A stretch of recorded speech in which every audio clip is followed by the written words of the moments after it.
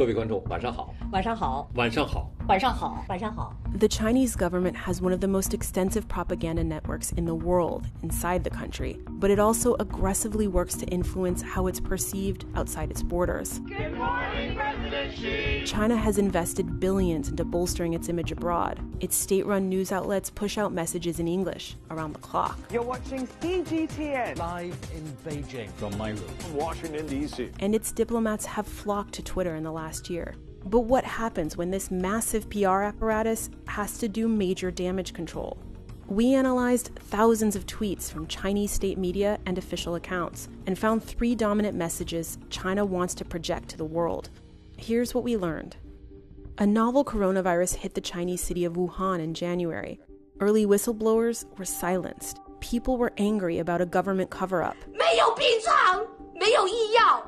CCTV 讲的那个新闻全部都是假的。 But in the majority of tweets we analyzed, state-owned publications pushed a much more optimistic view, promoting what they said was an effective response. They are sharing videos like this. 说这个方舱医院接收病患以来啊，不仅看病不花钱，吃饭不花钱，还有人组织跳广场舞。 The Chinese Communist Party refers to this as positive energy, only focusing on the bright side of an issue.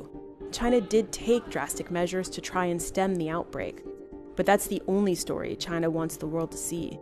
And state media is eager to run praise from foreign experts to back up China's successes. It's a remarkable response that's being organized in China to contain the virus. One tweet from state media that did reveal Chinese citizens' discontent, 全部都是假的。 it was quickly deleted. Once the virus spread across the world, China started positioning itself as being at the forefront of fighting the pandemic. It presented itself as a partner, a grateful recipient, and more recently, a selfless leader, highlighting large donations from Chinese companies and the government. China hasn't typically disparaged other countries' responses to the virus, with one exception: the United States. President Donald Trump has been accused of denying, downplaying, and outright rejecting the concerns over the COVID-19 outbreak. Another thing we noticed are Chinese outlets disputing the origin of the virus. It all started in late February with a renowned Chinese epidemiologist.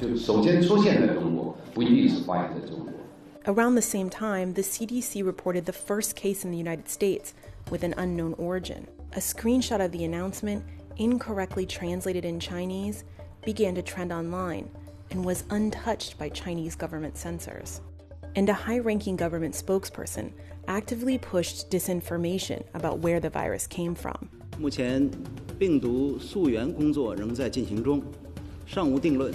A government giving an optimistic spin to bad news is not unique. We want to go big, go solid. The country is very strong. We've never been so strong. But the scale of the Chinese propaganda machine is. And it's clear that it's being deployed to try and tell the world a news story about the coronavirus pandemic.